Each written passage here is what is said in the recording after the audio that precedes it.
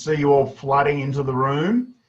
It's one of my joys of the week. It's running these webinars. Amazing how obsessed we get by progress. I love seeing the registration count for these webinars come in and find out how many people we've got involved. And then I again love seeing all of you arrive in the room and seeing that attendee list go up. I'm told though that I haven't got a function in order to be able to allow you to also see how many people you're sharing the room with today. But we had, I think we've got to about 260-ish people who registered for today. We had people come register from not only in Australia, but all over the world. So if you are coming from a place near or far, welcome along. I'm hoping that this format that I'm using today, where you can see me here, I'm hoping that works for you. Change things up a little bit using some new software that we're implementing. Thank you, Alana. Fabulous to have you here. It's good to know the chat box is working. I hope everyone realizes that you're allowed to use the chat box. Remember, if you're going to use that there's to click who you want to see the message. So there's a function there about being able to send a message to all panelists or to everybody who's in the room. And so I think at the moment we've got, wow, about 120 people who are here with us today, just over 120 now. So welcome, just fabulous to have you here to talk about a topic that doesn't feel that cheery sometimes. Individual behaviour planning with our students who find life pretty tough. And we're going to do some work today on those students because they deserve it. These are the students who we spend an inordinate amount or an undue amount of time on and also effort with, and also they're the students that we lose sleep over. Here's the good news. For me, getting a proper plan in place, a plan that's built around success, a plan that works, has allowed me to get the greatest joys that I've gotten from being an educator, from being in teaching. It's fabulous. It's just the greatest thrill as a leader, as an educator, as a teacher, to be able to help a young person who's struggling, to be able to help a young person who's in a bit of pain. Because I want to be really clear, I don't come from a position thinking that any child in any circumstance, no matter their age, a 5-year-old or an 18-year-old, comes into one of our learning institutions and says, you know what, I want to be a pain in the neck today. Oh, apparently you can see the attendee count now. I've just got the message about that, so that's fabulous. So there's 130 odd people in the room with you. That's awesome.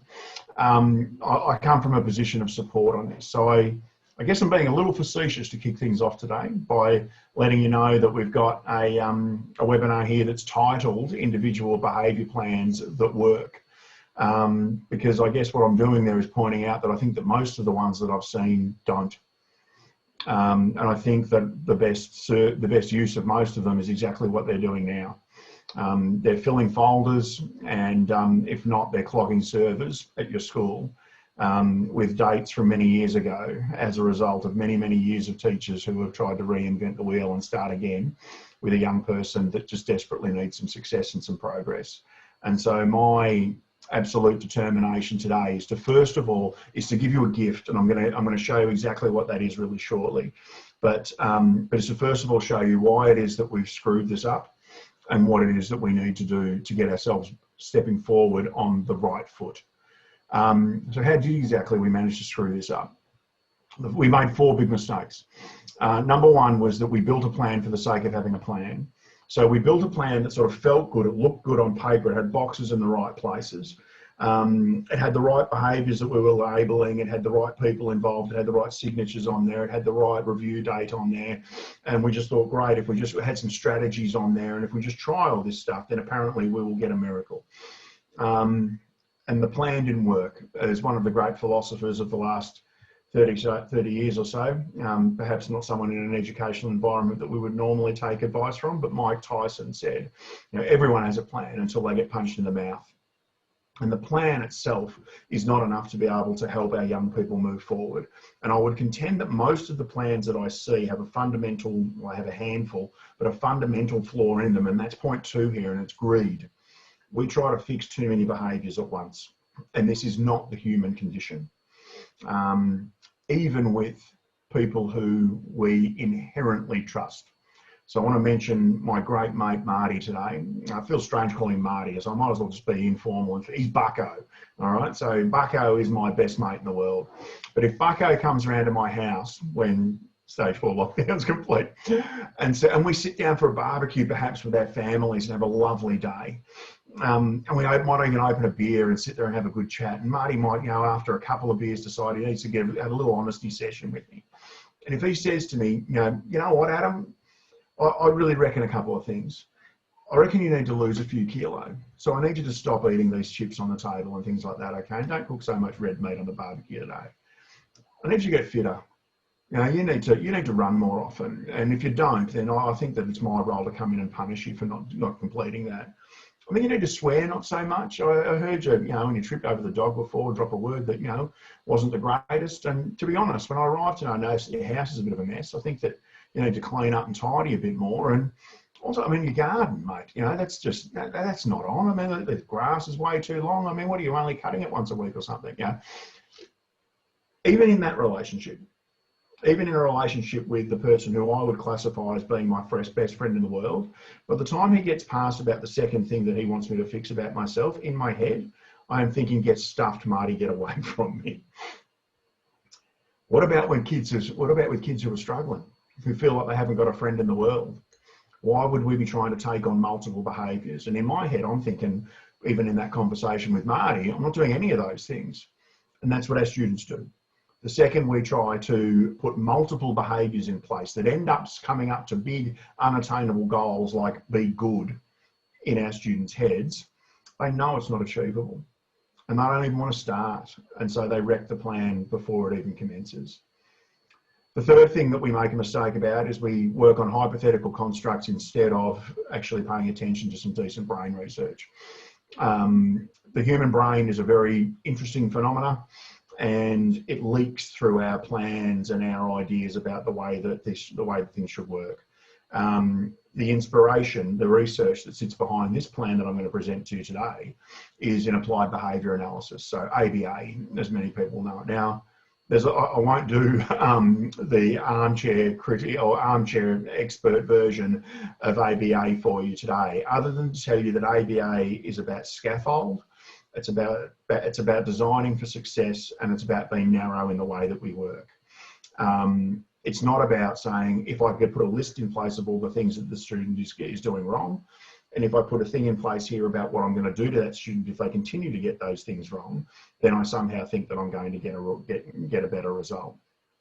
And the fourth reason that these plans inherently fail routinely fail is because of shame spikes.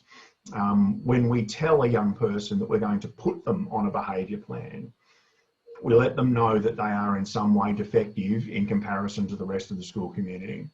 When we tell a parent that we are going to put their child on a behaviour plan, we put them in a state of shame that makes them either want to attack us, attack themselves, run away, or buy a bottle of vodka on the way home from the school. And it's not on.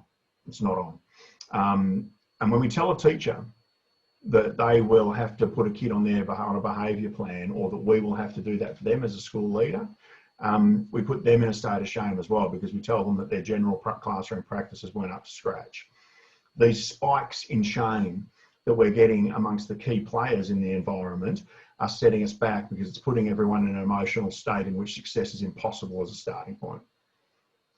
So how about instead, just got to make sure I click the right buttons here, we pick a different starting point. And so the starting points for me are 5 really important questions, 5 really important notions about moving forward with a plan here. And the first one is to say, are we asking ourselves a philosophical question about, if this child, if this young person struggled as much with fractions as they do with behaviour, would we put some help in place? And I think we would, most of us. If they struggled with something academically, we would put a supportive mechanism in place, not a punitive one. And the angle of building a behaviour plan that has a punitive edge to it is a flawed beginning point. A behaviour plan that works begins from a wholly supportive position that says, I just see this as a struggle and not something that I need to take offence about, which takes us to taking a moral perspective on this plan and asking ourselves, to what extent is the school's responsibility to help a young person build themselves in our company, in our partnership, with our help, into the best version of an adult and a citizen that they can possibly be. You know what, I actually think that sits really neatly next to the purpose that most educators have. So let's leverage that. Let's make that manifest in the way we work. The third point here is around engagement. I really want to encourage you to build an IBP that helps a young person get engaged in their learning. So I've spoken to teachers before about, you know, being narrow and targeting a behaviour. And sometimes I've mentioned troubles on the bus on the way home. I've gone, okay, look, I get that that's the thing that you're dealing with a lot at the moment, but how would that help the young person get better at learning? How will it access them to progress, to achievement, to success?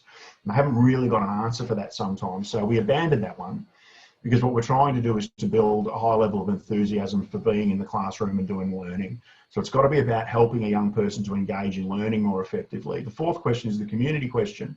This is a really quirky one. I get people often who will say to me, well, what about all the other kids? I'm going to put all this effort, all this plan in for this kid. What about the 24 other kids in my classroom? What about them? Here's the thing. I am yet to walk into a class of students who have one student out of 25 who is suffering in terms of the behaviour that they're bringing to the classroom. And I have done this on a handful of occasions when that student has not been present, spoken to the rest of the class in a circle and said, is it okay with you if I do a little bit of extra special work to try and help James with his behaviour so that we can get on with doing our learning to get them more effectively? And I haven't had an instance yet where a class hasn't gone, yes, please. So hugely important that we do this as an act of service, not only to the student, but to the student community that we have in our classroom. And the fifth one here is, I think this is where a little bit of greed is appropriate. It has to help the teacher. It has to be something that will make the life, that will make the work, that will make the day of the educator in this, who's working most closely with this child, easier, better, happier. It's all right to build a plan that works for us as well.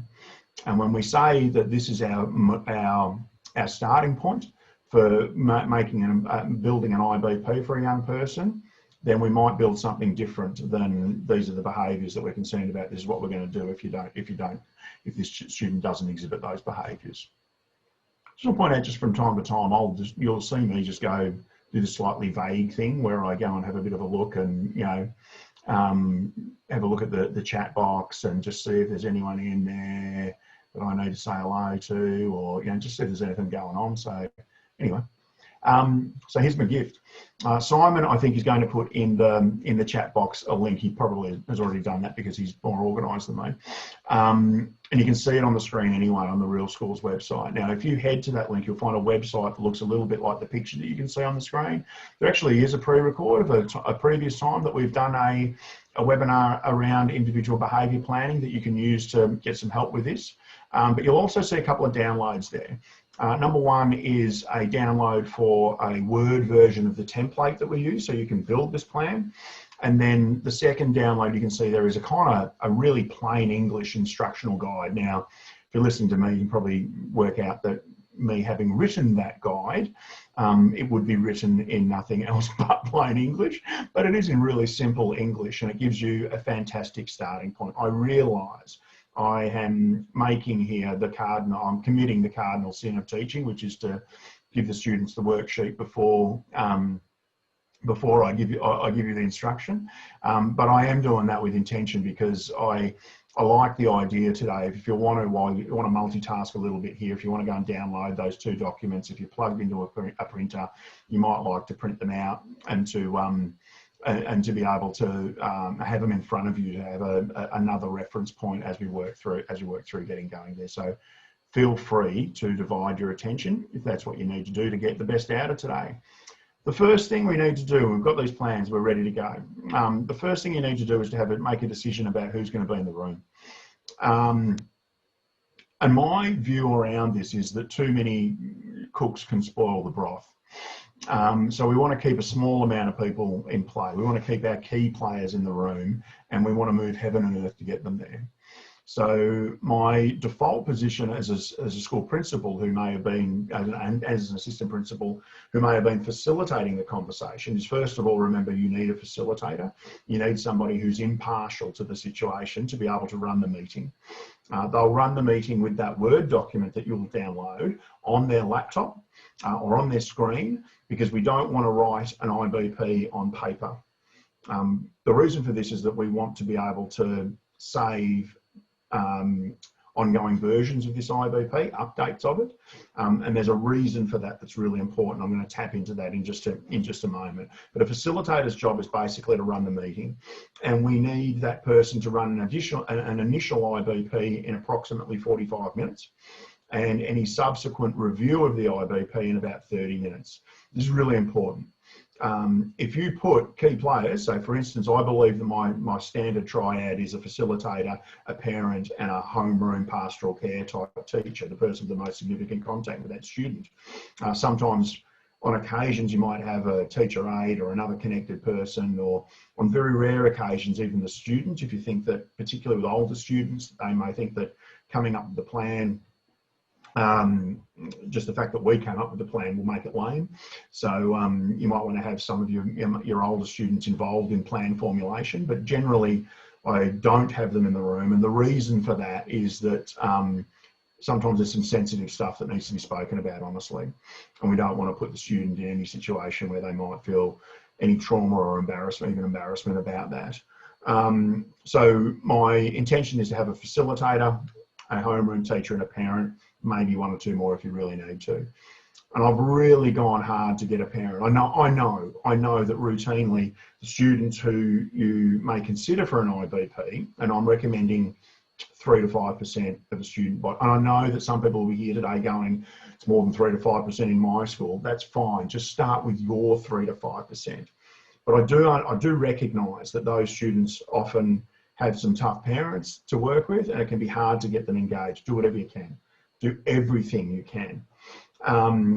Amazingly, I've run initial IBP meetings under a tree in a reserve. You know, I've run them at coffee shops. I've done them in lounge rooms. I'll do anything to get a parent involved in the very first instance. And I'll do that as a highly supportive mechanism, because there's almost no worse feeling you can get than having a person at the school ring up and say, we need to put a plan in place about your child's behaviour. That's hard to hear. And if they will meet with me, I will meet them wherever it takes for them to meet with me. So really important that you get those people in the room. Just noticing that I'm getting some messages, so I'm just trying to make sure. Yeah, I think we're okay. All right, good, we're under control. So very important to make a decision about who's in the room. Now, on the plan, you'll see that there's a part at the top for just the basic information. There's a bit there about review date, and I want to sort of just point out now that the review date, my standard's probably about 5 weeks. I think that makes it a manageable thing, and I think that it's manageable for teachers because, you know, you're talking about a 45-minute initial review, and then initial setup, and then a 30-minute review. So 1 hour and 15 minutes in total across maybe a term. That's doable, considering how much time you're probably already spending on this student. And then the next section that you'll see on the Word document is an overall aim. This is really important. There's a saying that they use in the Defence Forces, which is to begin with the end in mind.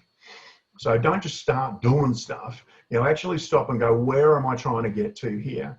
And our overall aim should be a moment where we say, I'm going to think about where I want to get this young person to in maybe 3, maybe 5 years' time. What's the big journey that we're going on? Because what we're going to do is make sure that our strategy reflects small steps in that direction. That's where we're trying to get to. So we might say things like, I want them to transition successfully from primary school to high school. We want them to transition successfully to the workforce from high school. We want them to be able to sustain great relationships with peers. We want them to be able to sustain relationships with authority figures. So the overall aim is quite broad, it's quite long term, and it's always framed positively. So we're never writing anything like, I want them to just stop hitting people. We want to get positive about what they're doing in order that they are able to that we are able to strategize to get to that positive outcome. Okay, so it's a broad, simple statement that allows us to move forward. The next thing that I want you to do is to tap into two boxes that you'll notice if you look at the Word document side by side. I'll talk about that in a minute. And the first part is we're going to talk about this young person's strengths and interests. So we're going to list in here anything that we say to that in answer to these three questions. What's the kid good at? Anything that they're good at, and it doesn't need to be school related or academic, anything that they are good at. You may have a student who you're thinking is in that 3 to 5% pointy end, who is just an outright, outrageous whiz at something like Minecraft or Fortnite. Get it in the plan. Okay? If they're good at it, it goes in there. What do they like doing? What are they into? Now, this is really interesting. Sometimes my experience of working with young people who might even be bullies is that they're often really great with responsibility. They often love going to a younger class to help out, or to coach a team or another group of students to be in charge. They love leadership. So they might not be great at it, but they love it. They like doing it. And then the third one is, what do we like about that student? What is it that we're looking and going, oh, I love this about you. They've got this quality, they've got a strength, they've got a capability that I'm into, that I'm interested in. And we want to leverage that for later in the plan. Now, the box next to that is where we can now let rip. So we can talk about our behaviours causing concern, the behaviours that we're worried about. And I want you to be exhaustive about this list, and I want you to be honest. Okay? So if a child is, I don't want you to say hurting people. I want to know, does he kick? Does he bite? Does he pinch? Does he punch? Does he push? Does he throw? Does he spit? I want the detail about what this student does. I don't want you to use catch-all labels that are unuseful. So I don't want you to write being silly or playing the fool. I want to know exactly what this student does. Don't write being disrespectful. I want to be able to see it or hear it in my presence. I did have a teacher, I'm going to speak really plainly with you today, because I figure if you're here for a 3 to 5% of kids, you've probably heard the language anyway. I had a student one day, a teacher, who said, well, it's what she wanted me to write was inappropriate behaviour. And inappropriate language. I said, what do you mean inappropriate language? And she wrote, well, there's some swearing. I said, what do you mean swearing? What does he say? And she goes, really? I said, really? She goes, he walks around the classroom calling everyone a motherfucker. I went, right. But guess what went in the plan? Because what we don't want to do is, if he's using that and we're not clear what we mean, or the next person's not clear what we mean by that, how do we know we can take it out of the plan? So you need to be really exhaustive and specific when you build this list of behaviours. Now, I mentioned before that there's a couple of really important points here about why in such a simple Word document that these would be the only two boxes that are side by side. And the reason for that is because you can probably imagine that when you start to build an IBP, that the first box, the strengths and interest box, might be small and the behaviours causing concern will be large. And we get that, we understand that, that makes sense. But what we're looking to do over time is hopefully by the second plan get to here. By the third plan we might be back here. By the fourth incarnation of the plan we might be here. Then we might be here, then we might be here. Okay? And what we're doing over time is showing to our parents that we're getting somewhere. Things are getting better. This is the scoreboard of the IBP. And can I say to you, this is the reason that most parents disengage with the idea of working with you around building a plan, is because they don't see the scoreboard. They don't get the opportunity to know that we're actually kicking some goals, we're scoring some points, we're making some runs, we are getting somewhere here. They just feel the shame of potentially being a failed parent or having a defective child, and they don't want to talk to people about that. We have to show them that this is getting somewhere. It's an act of true respect. So this is again the reason that we always build an IBP on electronically on a laptop, is so that we can print those two documents, put them side by side, and have a look at this. We've got more in this box than we used to, and we've got less in this box than we used to. This is awesome. This is what we're looking for. Okay, hugely important. The next thing that we're going to do is, let me just make sure my clicker's working, is to pick our target. So what we're going to do is look at our exhaustive list of behaviours that we're concerned about. We're going to consider them as presents, as gifts, all sitting there in a big row on a table for you, bound up beautifully, and you get to pick one. You get to pick one target behaviour that you're going to work on for this plan. This is the behaviour that we are going to seek to get an improvement in frequency and severity around, or we're going to look to potentially even eliminate if we can, if we get lucky. This is really important, and it's also a moment of enormous disappointment for anybody who's watching today, because there's a feeling that, oh, come on, really?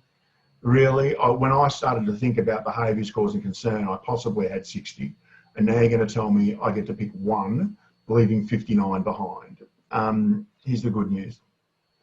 A rising tide lifts all ships.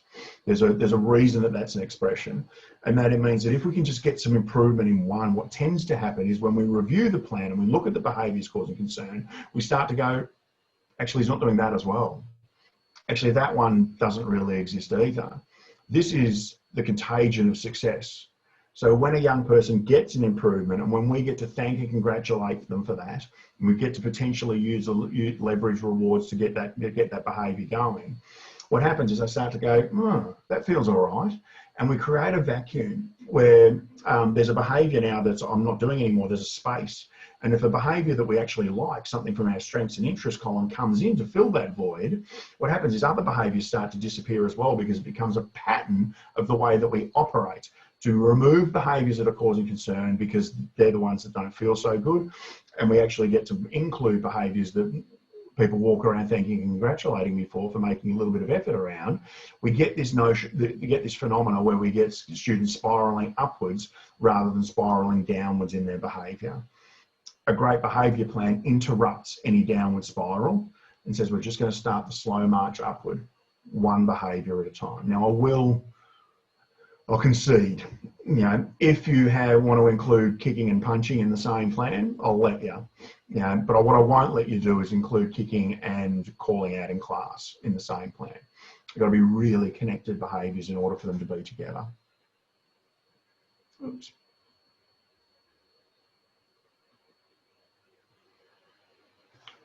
Next part of the plan is to look at what are the antecedents and triggers are at play. Now we're thinking now through the lens of our target behaviour. So if the target behaviour is hurting other people physically in the classroom, then we might say, well, what would be most likely to cause that to happen? Now antecedents and triggers, a little difference between them. An antecedent tends to be a condition in which the behaviour is more likely to happen, whereas a trigger is an event that happens and then the target behaviour tends to happen. So an antecedent might be, there are students that can be really tough to work with because they've spent the weekend at an alternate parent's house. Or it could be that they are hungry, and that can be the thing. Or it could be that they've eaten the wrong thing. And that can be the condition in which a target behaviour is more likely to happen. A trigger is an event. There's a fascinating thing that I've observed around triggers. And I haven't found an audience yet where I've been able to ask them, what do you think the most common trigger is for a student demonstrating the behaviour that we're targeting? And for me, it's been someone touching my stuff.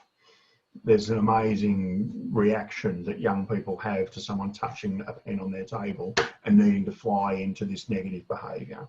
And what we're looking to do is to, wherever possible, eliminate a presence or the existence of those antecedents or triggers so that success is possible. It isn't always possible. So there's a little asterisk on the end of this, which is wherever practicable. But it also is about a recognition that sometimes we have some antecedents and triggers in place that we think are reasonable, but they're just not. So we may say that, the student's not capable at the moment of being able to work successfully while they're sitting next to Susie. In our heads, we go, well, he bloody well should be able to. Susie's awesome. She's the nicest kid in the class. She never does a thing wrong. She tries so hard for this student. Why can't he sit next to Susie? Well, the truth is at the moment, he just can't. So what we're going to do is remove Susie from that equation if we possibly can. We're going to get some success, and perhaps the next step in that success scaffold is to put ourselves in a position where we can reintroduce Susie. That's going to be our target. So we're going to just be mindful of those, because sometimes there are some things going on that we haven't reflected on. Does the behaviour happen more in the morning or more in the afternoon? Does it happen more on Mondays and on Fridays, warm days, cold days? There's all sorts of certain subjects. Some kids, have a shame response to being in English, but they don't, in a literacy class, but they don't have one to being in a maths class. So looking hard at what those conditions and triggers are is a really useful thing to do. I'm going to pause for a moment because I just want to do a little bit of chat box scanning. Just seeing, Brett's asking what advice would you have for prioritising choice? And I guess what we're talking there, Brett, I'm going to take the guess that you're asking about which behaviour to pick. This is why I love that metaphor of the behaviours being presents on a table. I just want the teacher to be happy at this point. This is our fifth principle. I want the teacher to say, it would just be so good if that one got done. Mainly because I think that what happens there is teachers invest really personally and heavily in getting a win there. And then what we might be likely to do is after that go on to pick a behaviour that, we might be a little less selfless about.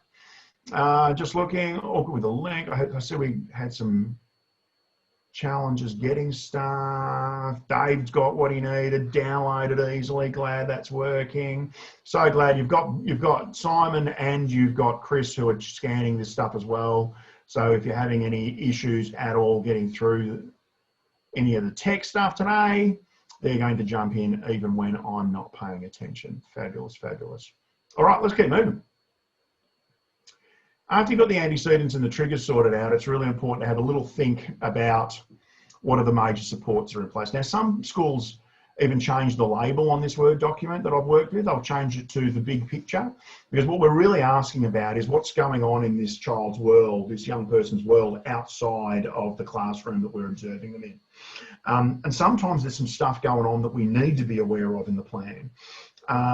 Sometimes it might be, I love this picture because I've often leveraged in an individual behaviour plan a grandparent who maybe has been staying with the family, but grandparents have this wild, mystical connection with their grandkids that nearly always is positive. And if I can leverage grandpa to be able to say that what I'm going to do is I'm going to let you know if we get a win, because I need you to step in and let him know that, that you're proud of him when that moment comes along, I'm going to leverage that. But sometimes I've also asked for big picture stuff that hasn't been positive and found it out. I found out that there's been a breakdown between mum and dad. There's been even tension in the family between mum and dad, and the things aren't going well there, or perhaps they've split up, or perhaps one person's moved out, or perhaps one person's moved back in. Perhaps an older brother or sister who's left the home, and this kid had got their own bedroom, and now they can't have their bedroom because this kid's come back because it didn't work out with the first girlfriend or whatever it is. Has happened. Sometimes I found out that young people have had counselling previously, or they've had medication. One student who we actually only found out when we built the IBP that they were medicated. I had one student who we found out that he had been the first person on the scene when his own father had taken his own life, and he'd had limited counselling as a result of that. We were wondering why we were dealing with anger issues. Perhaps at that point, when we learn something about this young person's big picture, we stop thinking about strategy and we start thinking about how we could be agents of help and support for that family to get past some of the enormous barriers that are in their way. The knowledge that comes from asking questions that give us a bigger picture of what's going on in this young person's life puts context around the entire plan.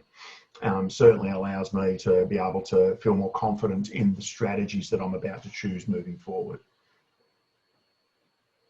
Oops, I think I pressed twice then. So the next one is long-term strategy. And so this is about what are the parental commitments here, and what are the big things that do need to change. So for instance, if you'd noticed in antecedents and triggers that this student struggles more when they sit at the back of the classroom, you might have something pinging in the back of your head about, could this be a potential hearing issue?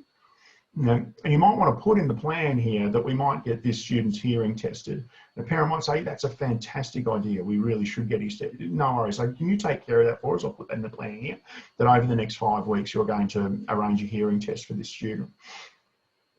And I know that your confidence from time to time that that parent will follow through and get the hearing test to happen may not be high. And if it's still there, what we do when we review the plans, the facilitator will say, it says, you're going to get a hearing test done, how'd that go? Oh, I haven't quite got around to that. And this has happened for me sometimes on 4 and 5 subsequent meetings. And eventually the parents said, look, I don't even know who to ring to get a hearing test. No problem. You know, we've got the contacts here. We'll open up our little book here and pick one out and we'll make the appointment together.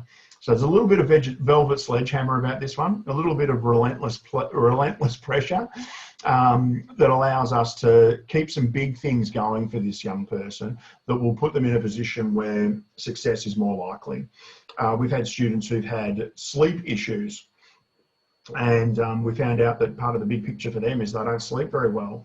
And we had some sleep study work done. We had one student in particular that I remember working with who we were concerned about sleep and whether that was an impactor on the behaviour. Got some sleep specialists to work with the family. They visited the family home, found this young person was sleeping in a bedroom right at the front of the house. They happened to live on a major road with a lot of traffic, and his bedroom was sitting right under a power pole that buzzed, made a noise. So they moved him from that bedroom to a bedroom that was smaller but near the back of the house. Behaviour issues, actually gone. So Professor Sarah Blunden says that bad sleep equals bad behaviour. That's how certain she is about the correlation between the two. So putting some work in place that gives this student doing some things, some strategy, taking some actions that allows this young person to be more likely to get the behaviour right in the classroom is incredibly important. Just checking here. Callum. Any tips for supporting families to pass the shame barrier and open up about the things that might be going on behind closed doors, which they'd rather we didn't know about, which may be considerably impacting the student? Yeah, absolutely, Callum. One of the things I've done in many IBPs around that is when we ask these big questions, you know, is there anything going on? And you can kind of tell by the answer. Often you get answers like, not really, or it's none of your business, which is letting you know that there is something, but I don't want to tell you. Is I ask for 2 things. I say, first of all, is I respect that answer. I say, absolutely, I know that sharing personal stuff in a meeting like this would be really hard. Can I ask you, can I give you permission to do 1 or 2 things? If you feel that at any point that what you are keeping private, if you feel that 1, you can trust us with it, or 2, you think it's got something to do with the behaviour.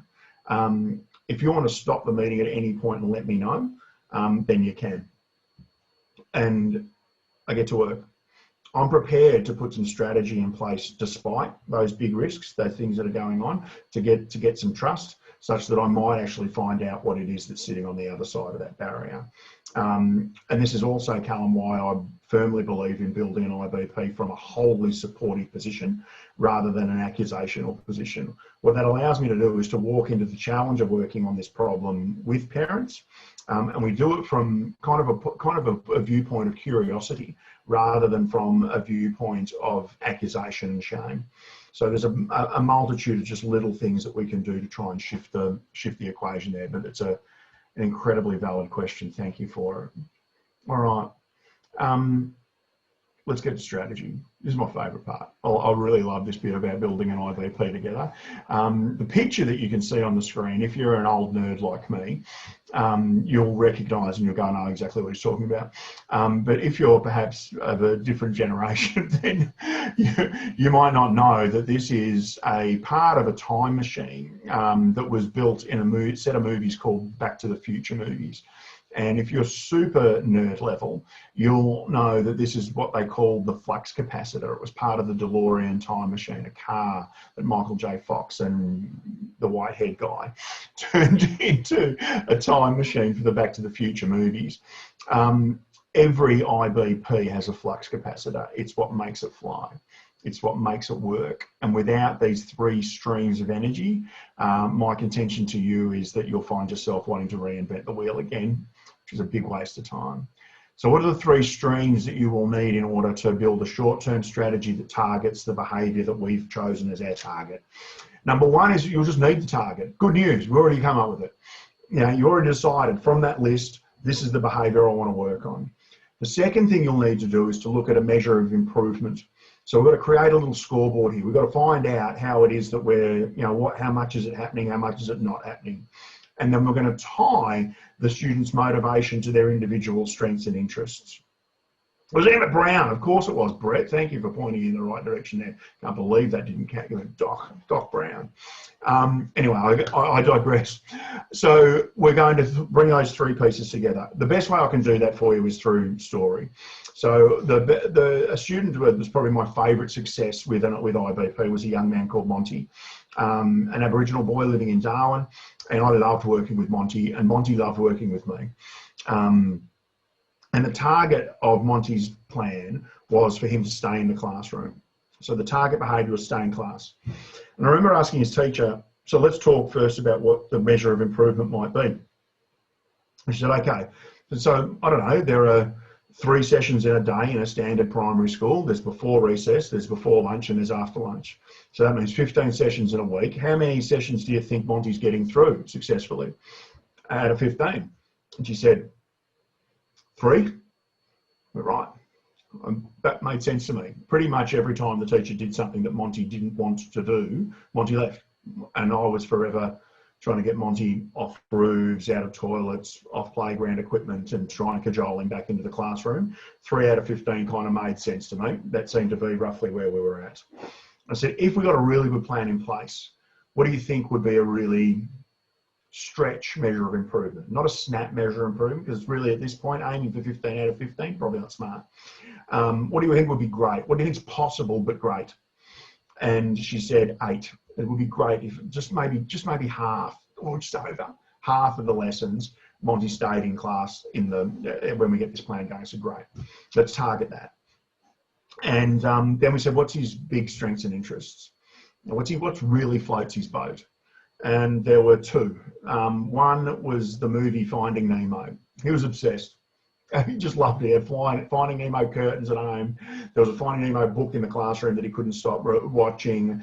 About the only time that we could keep him in class is one day. We had no trouble keeping him in class the day that we played Finding Nemo movie in the classroom on a Friday afternoon.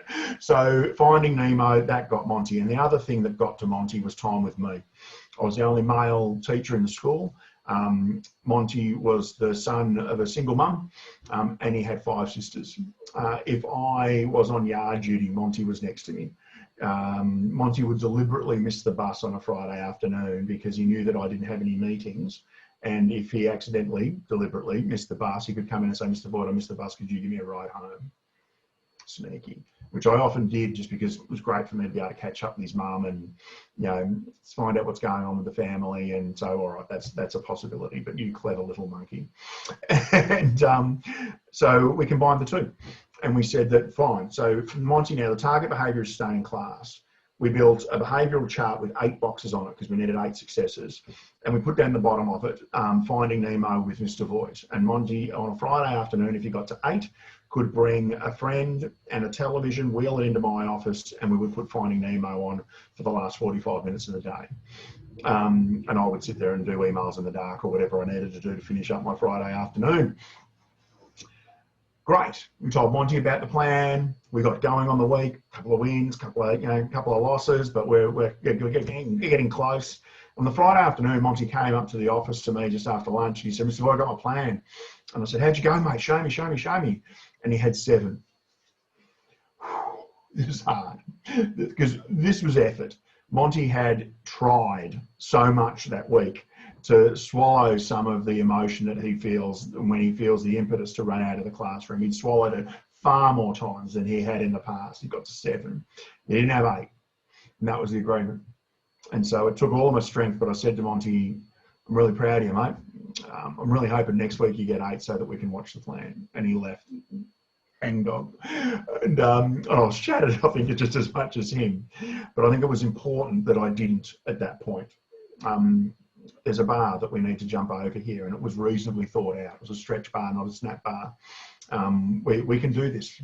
The next week, Monty arrived at my office in the Friday afternoon with a sheet that had 8 successfully ticked boxes. Well, they weren't ticked, they were little pictures and stickers of Finding Nemo characters. That's what we did to try and motivate him to get involved. I said, that's fantastic, mate. Go get the television, get your friend, come in. And I did it in the dark. Awesome. And Monty left, and we'd had a fantastic week. We're winning now. We're winning. Wondering if you can guess. I'll give you a shot at this. Week 3. So week 1, Monty gets 7. Okay. Week 2, Monty gets 8. Right. Week 3. What do you think?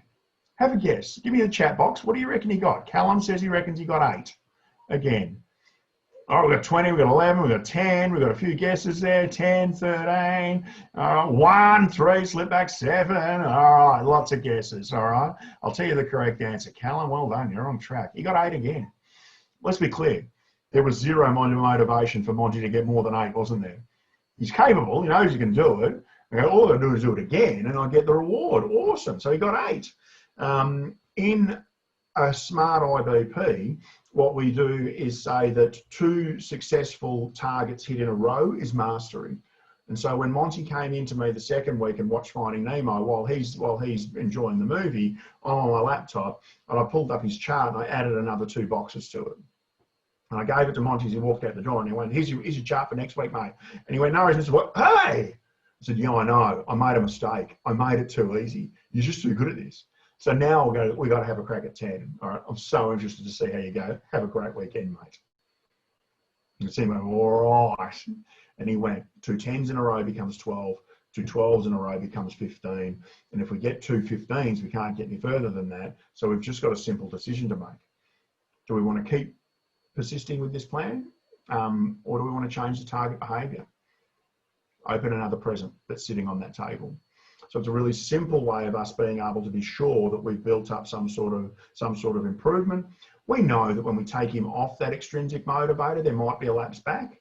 But the truth is we've also established habit for Monty. We've also increased the likelihood of that. We've got that rising tide lifts all ships effect going on, and we can put some concerted effort into something else. Reviews of this plan from time to time found that Finding Nemo wasn't floating Monty's boat every single time, so we made some adjustments along the trip to make sure that it was the plan was working for him as well. Okay, and I'm really wrapped for him. To give an example of an older student, we had a student whose target was about physical harm to others, and his motivator, his strength and interest was the WWE, the wrestling. And so we went down to a newsagent just down the road from us and asked the newsagent, do you have any of those WWE, those wrestling magazines that you can't sell? And he goes, yeah, all the time. I said, can we have some? And he went, yeah, okay. And so he gave them to us for free. Here's the interesting thing about strengths and interests and extrinsic rewards. They don't need to be expensive. They don't need to be massive. The reason that we as educators, particularly if you're an early childhood educator, the presents you keep are the weird macaroni and pottery things that you can't drink out of. And, you know, it's the ones that people have gone to some effort for. It's the stuff that people have gone to actually think about, what is it about you that I can demonstrate to you through the reward that I want to give you that actually hits you in the heart, that actually motivates you, that makes you think, I'm never throwing this out. This is the most wonderful thing ever. The year 6 student that one year gave me a coat hanger and a can of beer, because I knew he had to go to effort to get that. And so I don't know what the coat hanger meant, but I know that at some stage he must have picked up that from a conversation, hearing me somewhere that I like a beer on a Friday night, and he'd gone to effort to get that. Whereas other students who had brought expensive cologne for me, and I knew there was no effort involved, their mum had just bought that for them without thinking about it. I'm like, great, but I remember to this day that coat hanger and a can of beer. If it's tapped into what interests us, then it motivates us. Somebody else bothered to think about what matters to me. And this is why generic rewards like 30 minutes of computer time or a certificate or whatever, they just don't float our boat. But with this kid, we thought, well, you know, what's he into the WWA? Let's do something of that. It didn't cost us anything. And when I gave him there's a test here. Again, language, IBP, you know, you'll live. There's a test here that I run about how to tell whether you've got their attention or not with that extrinsic reward to motivate to get started. By the way, extrinsic rewards are fantastic for motivating to get started, not so good for keeping it there. We've got to change habit and pattern in order to be able to do that, such that intrinsic reward about it helping me with my life works better. Right, and the test is the FO reward. It is the FO test, sorry. The FO test is, can I get the student to either pull a face or to even mumble the words, fuck off. And when we told this kid that his reward would be the WWE magazine, he goes, what, to take home for the weekend? And we said, no, no, no, no, it's yours to keep. And he said, what, I can take the posters out of it and put on my wall? I said, yes. And I get to keep the CD stuck to the front forever. That's mine. Yes. And he went, fuck off. I was prepared to forgive it. We weren't focusing on the swearing. We were focusing on the physical harm action, behaviour at the time. But if I can get that look on their face like, what? No way. Then that is what motivates me to actually step into the plan. Okay? So it's a really simple, replicable way of being able to get some success, get some wins on the board, let the rising tide lift all ships, take the kids into the positive spiral, and you can get some really fantastic stuff to happen. Now, if you you'll look at the rest of the plan that you've downloaded, you'll see some other options there for you around distribution, around emergencies and contingencies. So particularly when you are talking about aggressive or violent behaviours, really important to put some contingencies in place about what happens if it does go wrong, because you should absolutely expect that it should. In any behaviour, any behavioural improvement that we're looking for, behaviours is like drug addiction. It's a chronic relapse condition. We can do so much so right for so long and then drop off the wagon really, really easily. And we need to expect that to happen. It doesn't mean the plan's going wrong. What we're looking for is an improvement in frequency and severity. We want the wrong behaviours to happen a little less often and a little less badly. We want the right behaviours to happen a little more often and a little more creatively. And if we're roughly on that trajectory upward, then we're getting somewhere, and we need to remember that as we move forward. Hugely important stuff. So I'm going to trust you to go and fill those in yourself. The instructional guide's really straightforward. Enjoy that. But look, if we can help with that at all, then please feel free to reach out. Just look, count, definitely was counting. What if the student regresses? What if the student regresses with previously achieved goals once you change the current goal state? You should expect them to. Okay, so the plan is, if we can get them to go up here and get an improvement, even if we get our absolute 15 out of 15, and then we might change behaviour, we should expect it to come down again a little bit. Okay, but our expectation also is that it won't come down as far as it did at the start. So this is why, Aisha, it's really important that we track, that we keep our numbers, we know the score, so that we can be really clear about whether that's actually happening or not. There's a temptation for us to have them do the wrong thing once after they've got it really high and go, oh, they're still doing it. Okay, but they're here, not here. So we've got to be really clear that there's definitely been progress made. And by the way, we have also started another plan now, and there's a different behaviour that's taking us upwards. So we're not expecting perfection. We're expecting us to mess up from time to time. Okay, but we're on about frequency and severity. That's hugely important. This is part of the work that we do with schools all the time. So on Friday, this is in our partner school. So sometimes people come to these things and they think, we'll get Adam to do some PD at our school, and I'm not gonna. This is as public as I get. The idea of me dropping into your school, running a PD workshop and then leaving, frankly brings vomit to my mouth. I want to work with you. We want to work with you in the long term. This is just a small sliver of what we do in helping schools to be able to get the culture where they get success with not only their pointy end kids, but with all their students. So Simon's running a webinar this Friday. Simon Dew is our Associate Director in charge of school partnerships. And I really want to encourage you to register. I think, yes, he's so on the ball. He's put the link there for you. And so he's going to run that. It's going to be all about what does a partnership look like in your school. You're going to get just the detail of, I want to talk to you about partnerships and I want to ramble on about it now for the next hour, but I've got 6 minutes, so I can't do it justice. Simon's going to give you the full detail about what is involved in a partnership and what that could look like for your school. I'm so glad, Julie. Good to have you here. I also am going to keep the Wednesday Arvos going. We're going to do these all the way through to the end of November. The one next week, I'm going to try and target school leaders here as our target audience. and we're calling this one Making Contact. This has been, I know that it's been an enormous feature of 2020 for schools all around Australia, has been the relationship, the partnership between home and school. So we're going to talk to you about how you can, with intention, get the comms right for parents, reach out to parents and build healthy, respectful and two-way relationships, mutually beneficial relationships with parents. We're going to talk about the online stuff, how you can do that effectively for your school.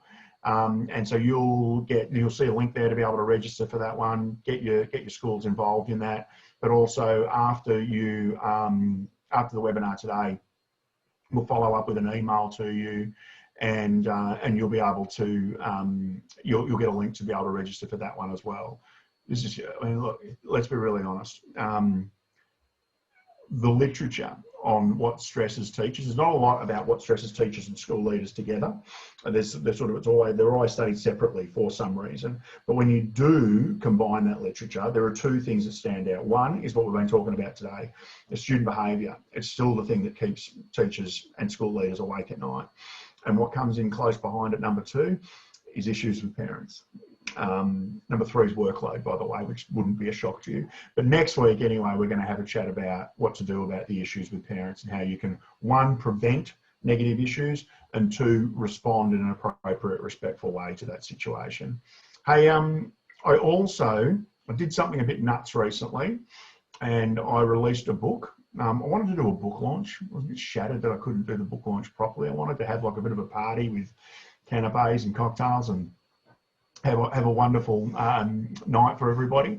But alas, we haven't been afforded that opportunity in the weirdness of 2020. But this is a component of that book. There's a whole sort of chapter section in the book around individual behaviour planning. The thing about the rest of the book, though, is it'll give you context for the way your school could look. So please feel free to jump onto the link there that Simon's provided and get yourself a copy of that one. Again, written in plain English. I think you'll enjoy it. I know, Julie, I'm looking at doing the online book launch. Oh, Miss Murph, thank you. Yeah, great to have you here as well. Yeah, I'm looking into that, Julie. So I'm looking at doing the online book launch. I just was sort of holding off a little bit. I've got a conversation with someone this week that's going to help me a little bit with that. So I think that we'll see if we can make that work as well. But please grab yourself a copy. That's available. And you know what? Give us a bell, hey? If we can help at all with your school, even if you want to have a conversation just about your planning for 2021, drop us an email, check out the website. We've done an enormous amount of work this year on building new product to cope with the existence of, the challenges that we've had at the moment and that are ongoing. We think there's some really cutting edge stuff there that could be of benefit to your school. But there's always the old fashioned pick up the blower and pick up the phone and give us a call if we can help you out. I'm going to let you go there, but what I am going to do is stick about for a few minutes. I'm going to look at the chat box. I'm going to open, the one thing I haven't done is open the Q&A. So I'm just going to open that and I'll work through that for anybody who's put some questions in there. Hi, Clay, fantastic to have you here. And I'll work through those as we finish. Short of that, feel free to make your own way. Thanks for coming along, really appreciate it. Have a good day.